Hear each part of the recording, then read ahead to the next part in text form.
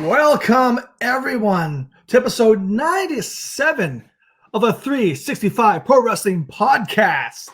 Today, we got a special guest. Our guest today is the Mischief Maker, Shareef Morrow. There he is. Hey. How you doing? Oh, I'm doing good. How are you? I'm good. Enjoying the sunshine. Played some basketball. You know what it is. Yeah, I do. Thank you for being here today. I guess we'll open. Appreciate the opportunity. Well, we are very happy to have you here. I guess I'll open things up really quickly with I think I already said it, but how are you doing? Amazing. As good as I can be in the situation we're all in right now. No, that is very true. Speaking of like the situation here, like what have you been doing to stay busy?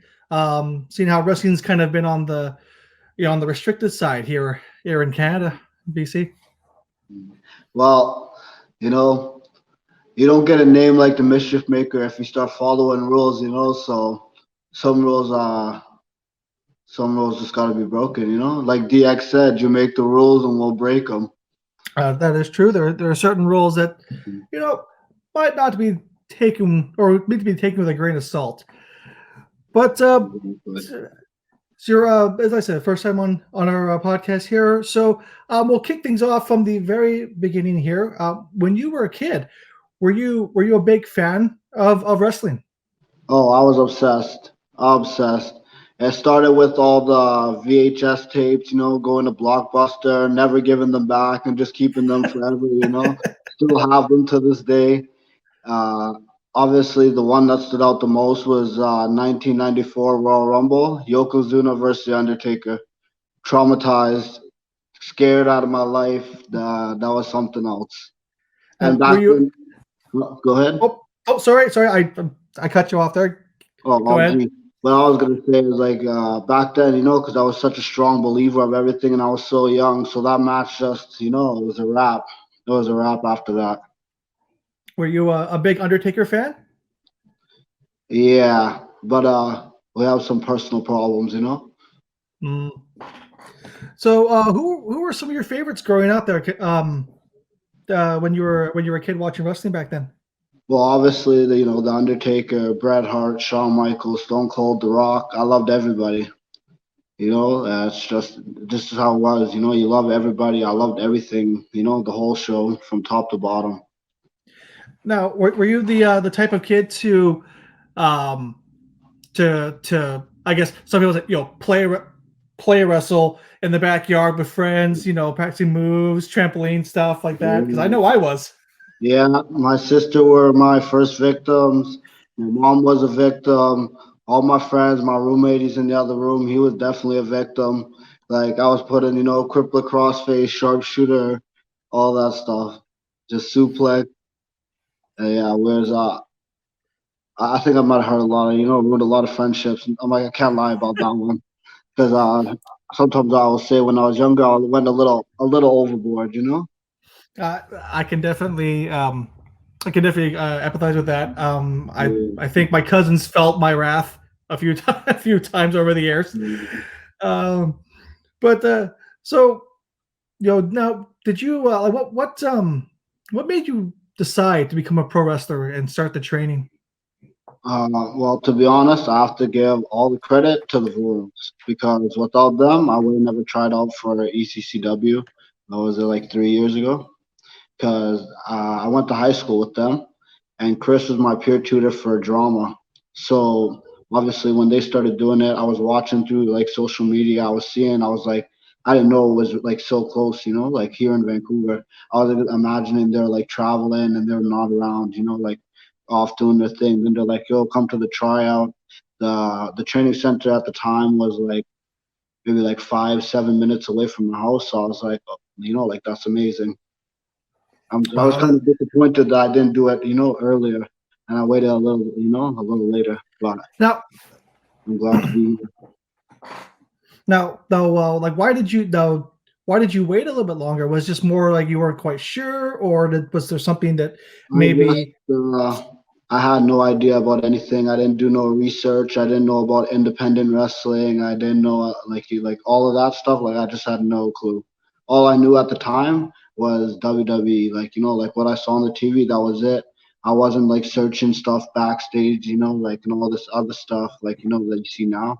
Like back then, it was okay. Monday, turn on the TV, turn it off. Wait for the next, next show. That was it.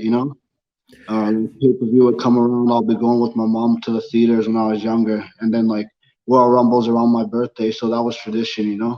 So that was like what wrestling was to me. It wasn't about like all that other stuff, but obviously once I got in the business, I had to learn about all that stuff, and now it's just like unreal.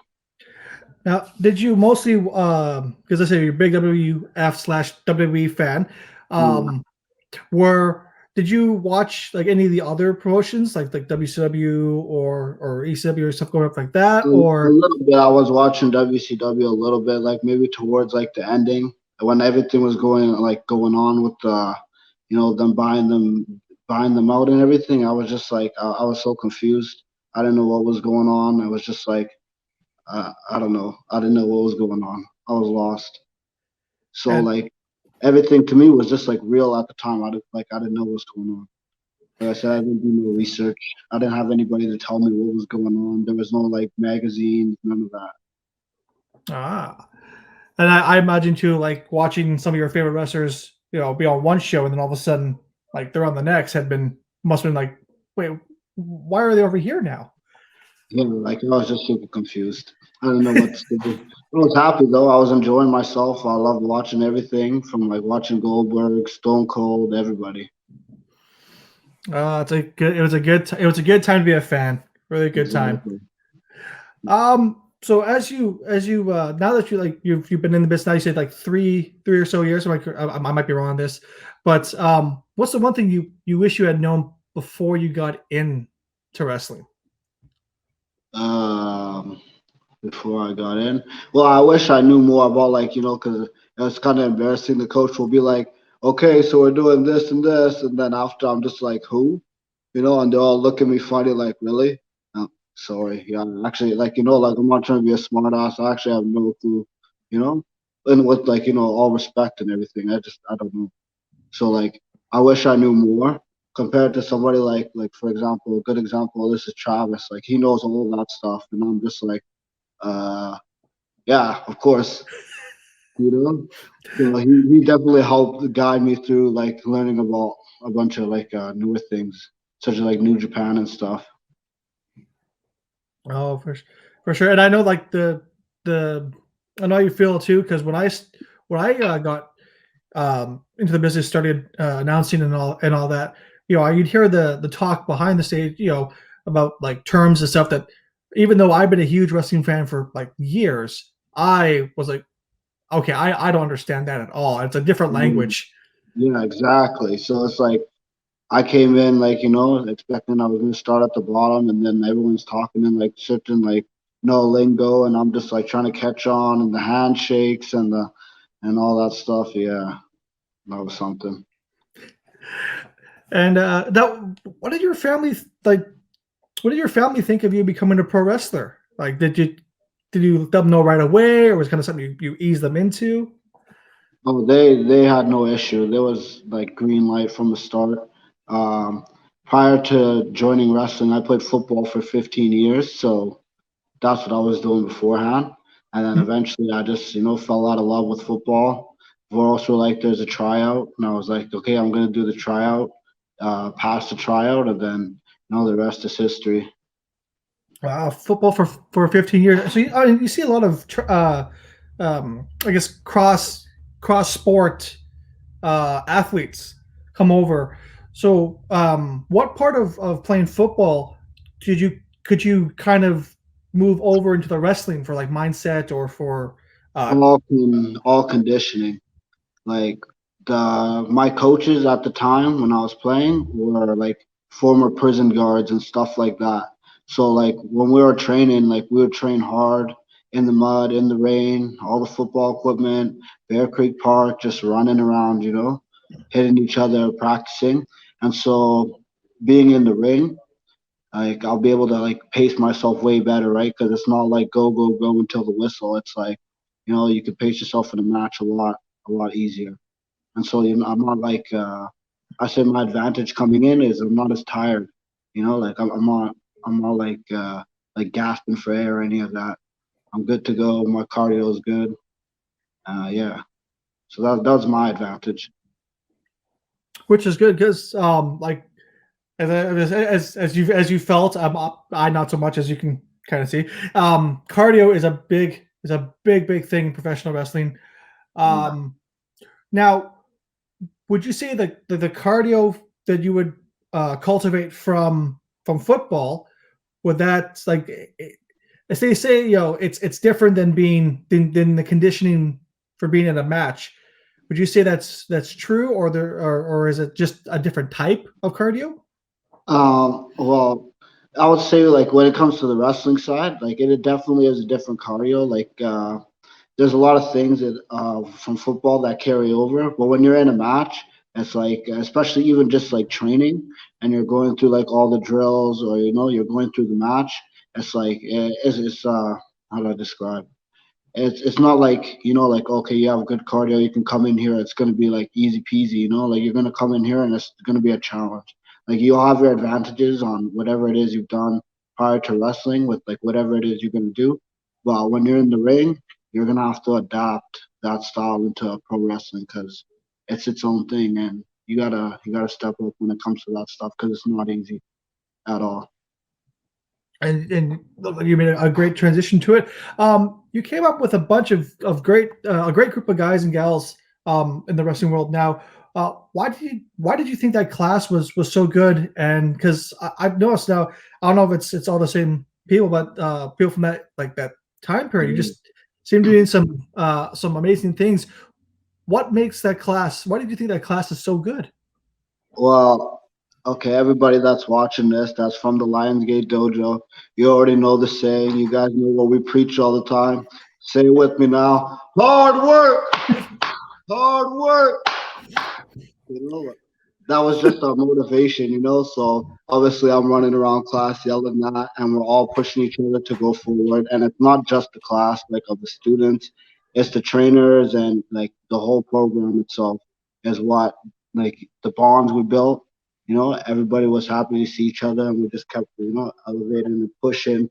There'll be times like Artemis Spencer will be like, "Okay, we're doing this. Like, what is this move?" All of a sudden, come here, just boom, drops me on my head. Like, okay.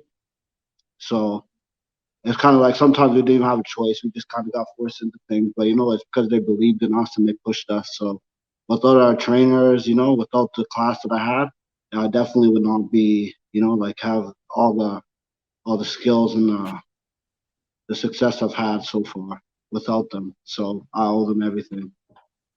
And as everyone, I don't know if you can see this here, but as everyone's showing here, you're in Judas Icarus here in this Yeah. amazing clip here. And And, look at this. Boom, look at mm, that. And that's just one of the things they teach you. Look, the athleticism that you have shown off just that small clip. And I imagine, because there's a lot to see that there's a lot more in Shareef Morrow. yeah. Definitely, but the thing is I actually try not to use the high flying and stuff. I like the striking one You're because a harder impact yeah, type of wrestler. exactly. Just because you look at my size, you that's what everybody automatically assumes. Like oh, he's like Rey Mysterio, he's five something. Like wow, like yeah, that's cool and all, and respect to all that, but that's just not me. Like I do a little bit of it, but that's not my main focus. You know what I mean? So I wouldn't say that's my main attribute. No, oh, I understand. I understand. Um, now let's see here. What advice could you give to someone who's looking to get into the wrestling world? Advice, I would Yeah. say, do some homework and actually like research to where you're going. Because I think one thing that turned me off was like you hear about all like the weird stuff, like the stuff I heard like that went behind the scenes was like basically, and I guess in a way like bullying whatever. So I would say do your research about where you're going, and if you're gonna if this is what you want to do, then you have to invest. You're gonna have to go through this You're gonna have to go through the programs. You're gonna learn from the very like beginning. And it doesn't matter what you did. Like if you played football, you were in the army, you're this, you're that. It doesn't matter. When you come to pro wrestling, you're starting from the bottom. End of story. So you come in with the right mentality, come in with, a game plan, and let's focus and get ready to put in the work. Because it's going to be a big commitment going from show to show, from training, and then another show again, and then there could be another show in another area, so you're traveling a lot, so they might need you to put the ring and build it up somewhere, anything can happen. So you just got to be willing to put in that work, and you'll be blessed, and you'll receive what you'll get what you deserve. So that's the best advice I could give.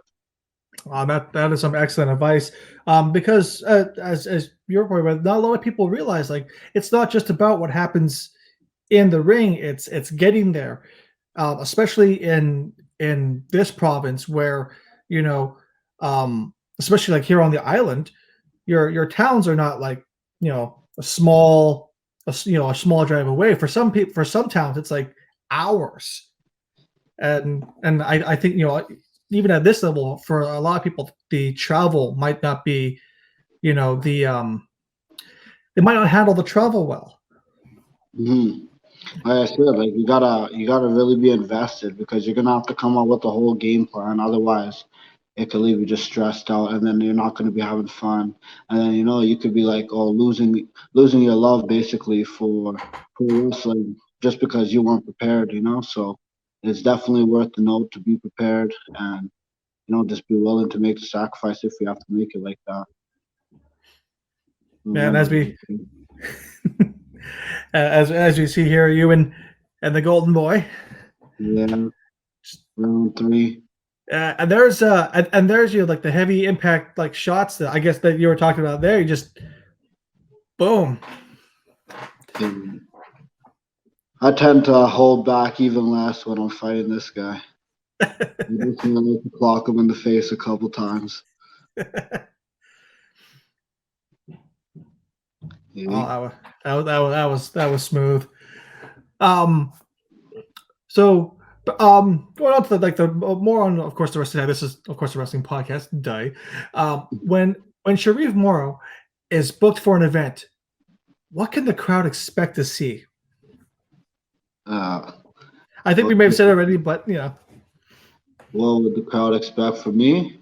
yes. Well, usually, I'm being booked with my tag partners, so they can expect Reloaded as a full. So they're gonna expect Jackie Lee. They're gonna expect me. They're gonna expect high speed, high paced match. Some pretty good teamwork that me and Jackie have. They're expecting to see the Keyblades. That's a must. So yeah, so I think people will be expecting when they see me booked on a show. Now, if I remember my knowledge correctly, now over here in 365, believe you've been mostly a singles wrestler, but as you said, you and Jackie um, are an established team over on the mainland. There, do you think you and Jackie might team up, and we could see that on the island, or are you for the at least for the island more interested in the singles run, if you will? And anything is possible.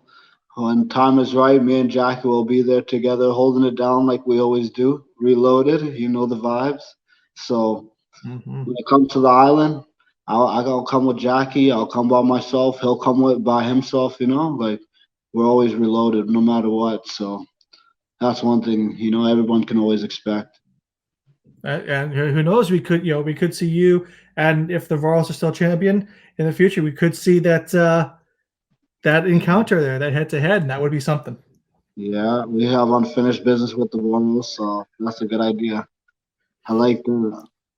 Hey, I hope we see it. Now, as although it's been a while since we've been able to see you or anyone at all at 365 Pro Wrestling events. Um, when we reopen, what are some of your goals for 365? Like, what do you see you like? Where does Shareef Morrow position Well, himself? I position myself at. The bottom, because I went there and I took an L, and then I had another match and I took an L. So I definitely cannot be sitting here saying like, yeah, I'm the top dog. I'm definitely not. I'm 0-2, so I'm the little dog. But that will change, and when the time is right, I'll definitely be coming to change that win-loss record. So that's definitely my 365 goals. And who knows, might see some gold in your future too. Yeah, definitely. That's definitely always on the goal list. But Oh to get there, we gotta erase that record first. The 0-2 is not a good look. no, no, no, it's not. But I think you'll, make that a non-issue. I think so. Mm, Now, definitely. mhm. Now, when things reopen up, not necessarily in 365, but all over, who are the few who are the few wrestlers that you would like to face, and and why? Like, do you have like a list of like, okay, this there we go, this person, this person, this person, or is it just all comers?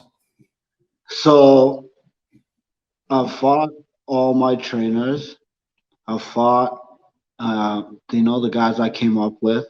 I fought the Voros. I fought Eddie Osborne. I fought Scotty Mac. I've almost fought everybody. I fought every vet that came back from, Christmas past, from whatever time. So the only person from around here that I could think of that I want to wrestle would be El Fantasma, because that's the last trainer I need to have that match with. That would be an amazing match, Yeah, especially with how far Elephant has gone. It'd be a great measuring stick to see where you were, and you get the W. That's saying something. yeah, exactly. So that is definitely on my goal list. Now, headed into some uh not personal stuff, but some likes and dislikes. Do you have a favorite match? Favorite match? Yeah. Uh, okay, let me think here. Like my matches or any match, like We'll start with any match, and then afterwards, okay, so any match, like any wrestling, like WWE, doesn't AEW, matter. anything. Doesn't matter where. Okay. Like your personal favorite match that you like to watch, you can't you can't get enough of. Okay, I'm definitely going with the casket match between Yokozuna and The Undertaker.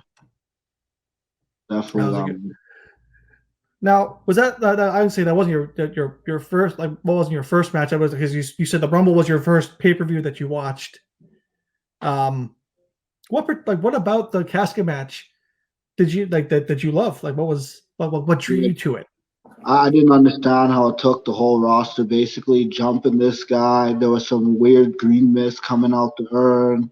The Undertaker resurrected himself, and I was just so confused. I'm like, you got these guys on commentary, like, I don't believe it. I don't believe it. I'm just like, if you don't believe it, I don't believe it either, because I don't know what to say. I was too young to come up with, like, with to figure out what was going on. To put all the pieces of the puzzle together. So I was definitely lost. I was just like I don't understand. And then as I got older, I thought maybe, okay, it makes sense because if they won the Royal Rumble, I wouldn't want to fight the Undertaker either. But Yokozuna's pretty frightening too. He's huge. So out of the both, I just thought, yeah, I wouldn't want to fight the Undertaker. So I put that in, like, that's what made sense to me for a little bit. Then that wasn't the case either. But like, I was a strong believer of all that stuff for a really long time. So that's what gave me, like all my wrestling memories and stuff. That's where it started. Yeah. Um, so pivoting to favorite match of yours. Favorite match of mine, Yeah, that you were um, involved in. I would say the Boxing Day street fight was really fun. So I would say that one with Travis back in, what was it, like maybe like 2 years ago, I guess, on Boxing Day. Okay. Definitely not last year, so yeah, I guess 2 years ago, almost. And what about it? Like, what about it made it your most favorite? Was it just everything clicked right, or? Uh, yeah, for like during that match, I felt like I was able to put on a show, but wrestle at the same time. Like I felt like I was being able to do, show like, like how do I describe, like show more character work, if that makes sense. I wasn't just going, I wasn't out there going through the motions, and just like doing athletic stuff and like, whatever. That match is the match I felt most confident in just being me and just having fun, and then obviously putting on a good match. So I was really proud of that. Well, that's awesome. And I think is that match available to watch on YouTube or do? Yeah, I believe there should be a couple different videos uploaded on YouTube. You can find that. Awesome. Fans, check it out. I don't think you'll be disappointed. So, um, lost my train of thought for a split second there. So, on what's like, so when you're on about or you're training, whatnot, are you a big, you know, are you a big music? Do you listen to like a lot of music, or is it a part of the regiment, or Like training, like for pro wrestling, like going to like like training practice or like training outside of wrestling, like doing your own yeah, thing.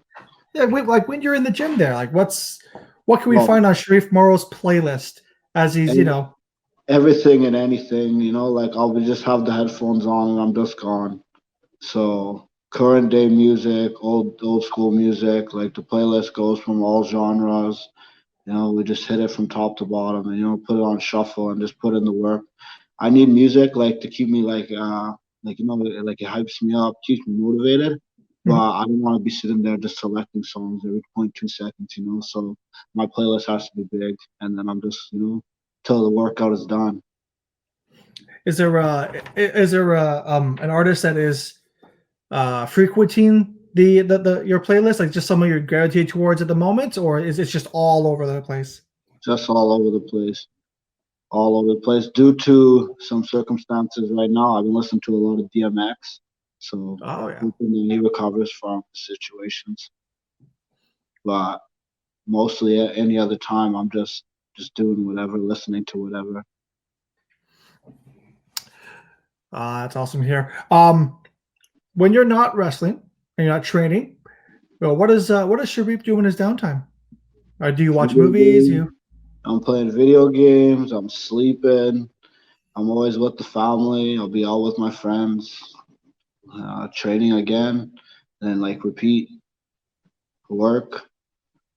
Typical, nothing special, nothing out the ordinary, just like everybody else going throughout their day to day.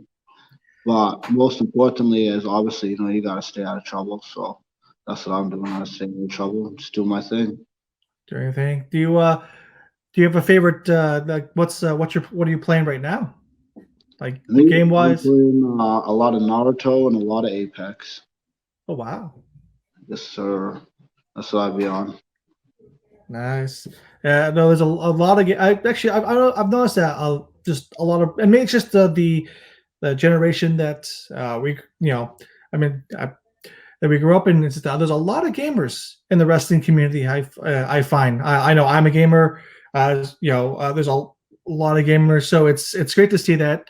Um, do does Sharif like to like enjoy a good movie, or is it not? Oh, of course. Of course. I enjoy a lot of things. Movies, I like scary movies, Halloween, Texas Chainsaw Massacre. I watched King Kong vs. Godzilla the other day. Highly recommend. What else? When I was younger, I was always watching like the Power Ranger movie, the original one, before I'd go to bed. Um, what else was there? Like I'm always watching movies. I'm always watching a lot of anime as well. So when I can't find anything to watch, I'll switch between the two. I don't really watch TV though. It's hard. It's hard to find good stuff on TV these days. Anyways, Yeah, what is your all time like what is your all time favorite movie that you watched like so many times that you could just repeat the entire movie? definitely would have to go with that Power Ranger movie. That one just hits the spot every time. That's got a great soundtrack too. I had that as a kid myself. Yeah, it did. I just hit from top to bottom. top to bottom. Even when I was younger, I could memorize like maybe the first like 25 minutes of the whole movie. I was trying to get to the end, but I don't. I think I got too old. I stopped trying. Yeah, I've been there. So we're coming up to WrestleMania season, or actually, yeah, WrestleMania is pretty soon, or it's past, depending on when this video drops. There. Mhm. um, what is your all-time favorite WrestleMania, or do you have one? I don't have one. I would always watch everyone, and they're all memorable. But like I said, when it came to the Undertaker and that personal problem, when the streak was over, oh, that was rough. That was rough. I literally fell asleep through the whole pay per view. I woke up, I saw that 21-1, and I thought I was dreaming. I thought it was a joke. I seen the crowd. That one guy, his face was just jaw dropped. Heyman's face was just gone. I was like, damn, like this really happened. And I was choked. I was not a happy camper. I could go on for days about that, but we don't have time for that. But it was bad. Like I literally stopped watching wrestling for the longest time because I was not having it. I'm still not having it. It's No. ridiculous, but yeah. What got you back into what got you back into watching wrestling? Like you said, if the Taker, Brock got you away from it, watching it, what brought you back, It or was are you back? CM Punk pipe bomb. That was I was like, whoa, ooh. Well, I can't remember what came first, but like I remember like I wasn't really watching, and then it was the pipe bomb that got me back, and the streak was like that was rough. But like the pipe bomb was like to life, it's like it blew off the fuse and like it made me come back.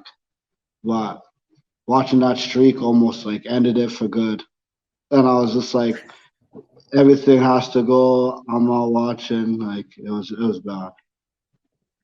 Now, do you watch? I mean, because there's a lot of wrestling out there. Like if you took the time and did the math, there is so many hours of wrestling in a week. Um, is there do you get a chance to watch a lot of wrestling, or is it one of those things where Right now, I'm trying to watch everything and anything like as much as possible. So I've been watching Raw, I've been watching SmackDown. Well, at least I've been trying to as much as possible. Right now, I think I'm more invested in NXT and AEW. I like watching those, and I was a big fan of Lucha Underground when they were still running. So those are the things I like to watch, and I'm trying to keep up with the New Japan. But there's, like you said, there's so much. It's like I can't even go back and think of like all this stuff because there's just so much. You have access to all this wrestling compared to like before. I would just turn on the TV, tune in from show to show. But now there's a show every day almost. It feels like so. It's like you try to keep up as best you can, but like at the same time you got to get busy too, right? no, that's true. There's so much out there to watch. Who like with your style and how you built upon that? What wrestlers? If you name three wrestlers that have been influential that's been influential to Shareef Morrow's style, who would they be?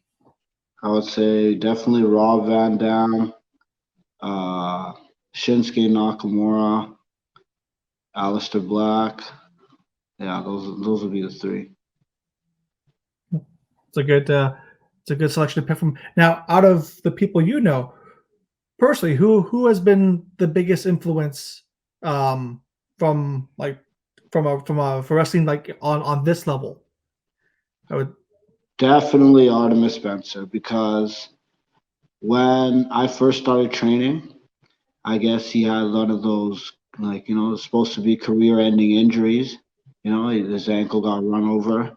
And so he came back and, like, he was slowly building himself back up to, ring level. So I got to watch that from, like, from the start. Sometimes he'd be getting sore ankles during training and stuff, and obviously as a student, you start to pick up on the stuff, right? But Mhm. then you just see him, he just keeps going, and then you just see him like, just breaking his limits, and then he's just, next thing you know, he's a whole nother level, and it's like, holy. You watch him and what he does at Defy, and you're just like mind blown. And then he comes back to practice the next day, and then he's teaching you new stuff, and it's like all the stuff that he's taught me and everybody else. It's like anybody can vouch for him. It's just he's on a whole nother level. Oh, I've witnessed Artemis Spencer personally, and I can definitely vouch for that. He's an amazing talent. Not to blow smoke up Artie, but there you go, Artie. um, he's a great guy. Once things kind of blow over, what does do you see yourself do you see yourself wrestling more like an area here, or did you want to expand out? Maybe go out east, down south. Where does Shareef Morrow want to go? Like, is there any place We want to particular go that everywhere, everywhere. We're going A, where? B, C, D, all the way down to Z. Like, let's go. That's what I'm just waiting for, the time to be right. And once it is, like I still got a lot of unfinished business. Everybody does. Basically, the whole world has been put on pause, right? So it's just kind of like we're all waiting for that, resume. Everybody's ready to go on go. So once I think once we get back into, the swing of things and everything goes back to, I guess if you would say call it normal, whatever you want to call it. I think anywhere you want to go for wrestling is going to be good because everyone's going to have that drive, that hunger, because for example, there's been a lot of people that haven't wrestled in maybe the last or sorry, they've been wrestling for like maybe like 22 years straight, right? And they never really had the time to take off. Like, they never stopped wrestling for like this amount of time. Mm-hmm. I mean, like, so it's like a lot of people kind of like, they got hit with a bunch of different feelings and, all that type of stuff because it's like that's what they've been doing for so long, right? So I feel like once everything goes back to normal, like anywhere you want to go, like wrestling is going to be good because I think everyone is going to be motivated to want to do better, want to get to the next level, and just, hard work. So anywhere and everywhere I can go and wrestle, like that's the plan.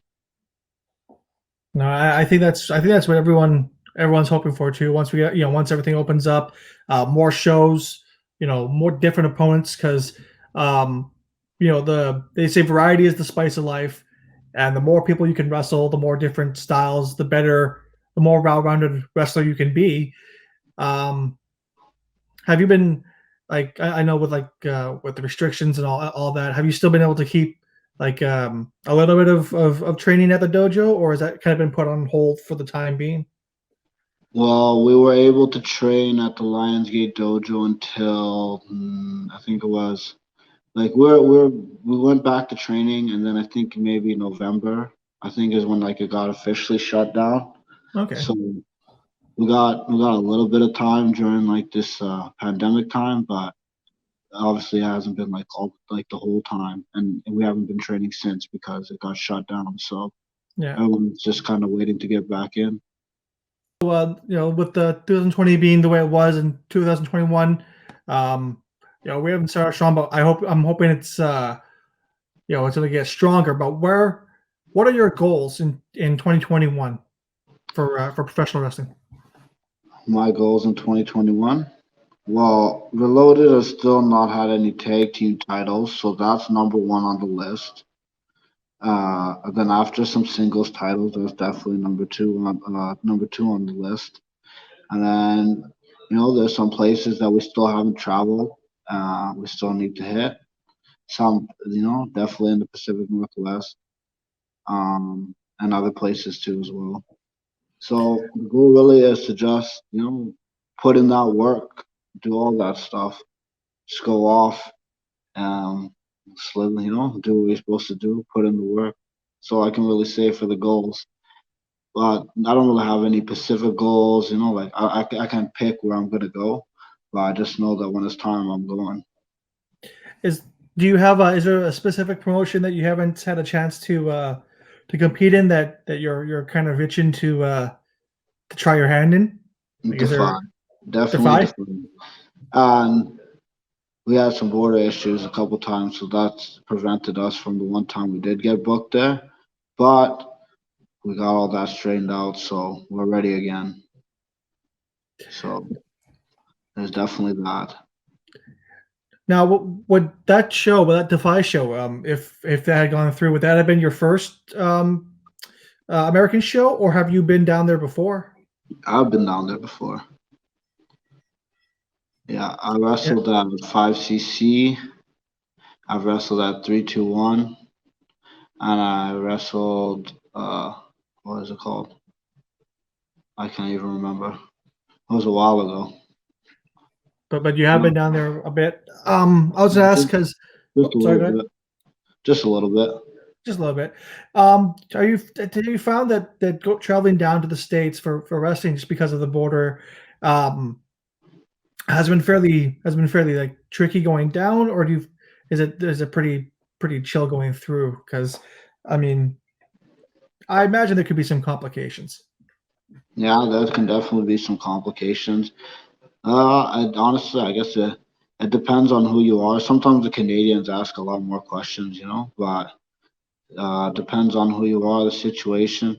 The worst I had is when we accidentally, it was our first match, we accidentally drove to the border and there was no way to like turn around because we had to go on like some zero avenue bull crap. So me and Travis ended up going through the border.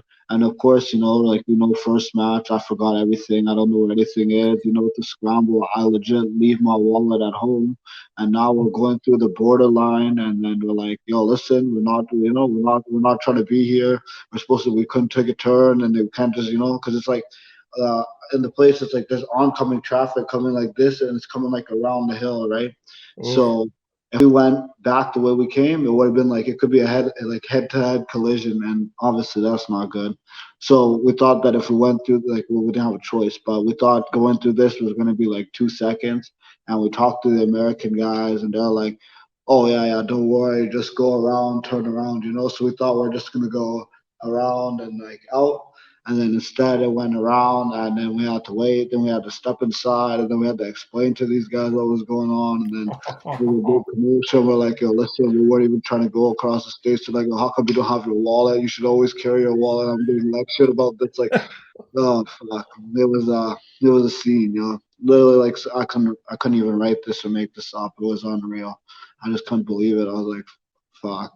And it was our first match too. So obviously the promoter at the time is blowing off the phone like, hey, so where are you guys? You guys think you're superstars and blah blah blah. Like, um, yeah, so here's the situation. I remember that was an awkward phone call. Like, yeah, we accidentally went through the border, and then it took so long to get back. We made the show, but we weren't there for all the ring setup and all that other stuff. And so people were mad because we didn't help. They thought we were like just like messing around. But truth be told, yeah, we accidentally went through the border, and we couldn't Oh turn. Yeah, and then man, it was a situation. that is harsh. Yeah. Oh man, oh man. Um, so I like to drop this question on most people, and they don't know what's coming. But if you can, it's a think fast question. But do you have, or if you don't know, it's okay.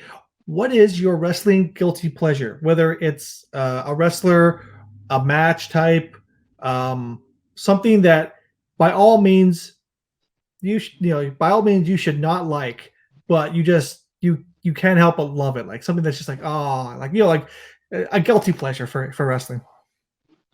Like a match that I've seen or something like that. Yeah, like or there's a wrestler that you've seen that you like. Okay, this guy is not good, but for some reason, like I love this guy, or a match type like this match is horrible, but I can't help but watch it all the time.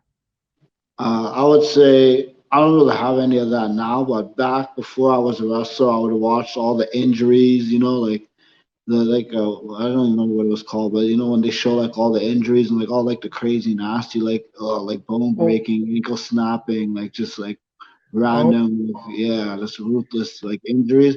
I used to always watch those, but now that I'm like pro wrestler now, I'm just like I can't watch that. I'm like, uh, oh. this is traumatized thinking, like I don't want to get injured again. Like no thanks, I'm good. Nah, kind of like that. like Botchamania or something like that.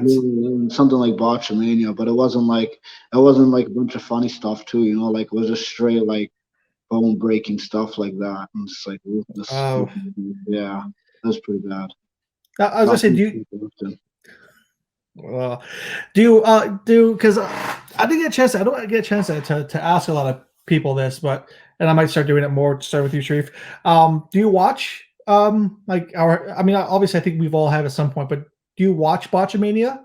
And Do I or watch Botchamania? yeah, I used to, but I don't really watch like the YouTube stuff anymore. I'm just basically watching like the regular shows and like looking to see what I can improve on and seeing what these guys are up to too. And like you got some familiar faces I've seen on TV too, so that also helps. does it like when you like back when you were a fan? Like you just you don't watch it now, but is it because like it's just something you don't watch, like you just kind of gravitate away from, or is it now that you're a wrestler, you kind of understand and you understand, you know, what goes into it, and it's not something that is, I guess, humorous anymore. Yeah, like I mean, I bet some people still like enjoy it, and like there's nothing wrong with that. I mean, I don't know, I just don't really pay attention to that type of stuff anymore. I'm just my focus just changed. Like back then, it's not like I wasn't trying to become a better wrestler. I'm just I'm not involved. So now that I'm involved, it's just for me myself. Now I'm like I'm focused on watching other things, and because I watch so much wrestling, I don't want to like how people like some people I feel like they go overboard, where all they Mm, do is like wrestling, wrestling, wrestling, wrestling, wrestling, right?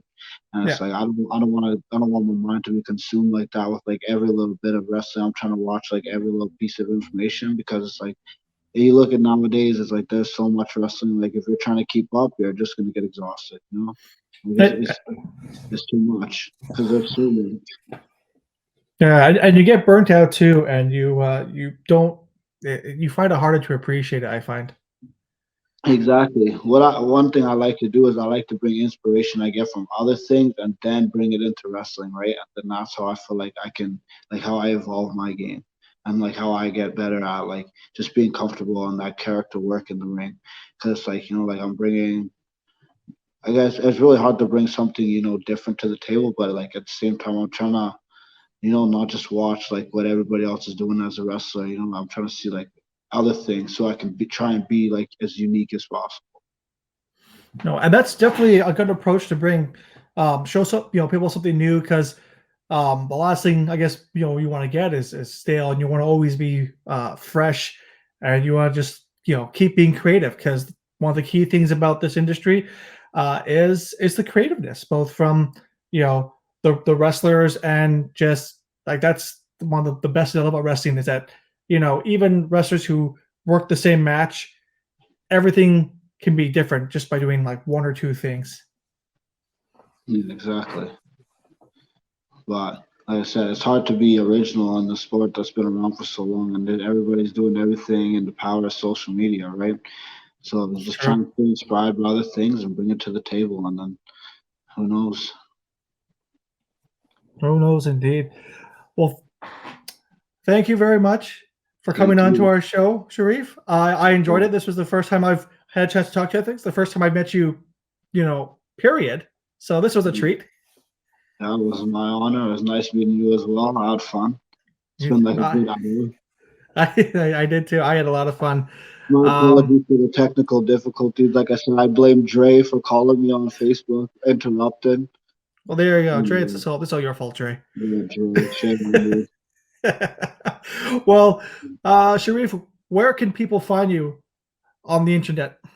If you look below, you can see my Twitter as Shareef or underscore Shareef 3, the number 3 instead of the E's. I know it's complicated. It's a long story.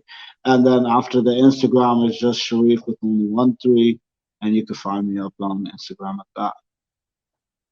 Awesome. Well, once again, thank you very much for coming on to the 365 Pro Wrestling Podcast, and we hope to see you in the future soon. Of course, take it easy. You too.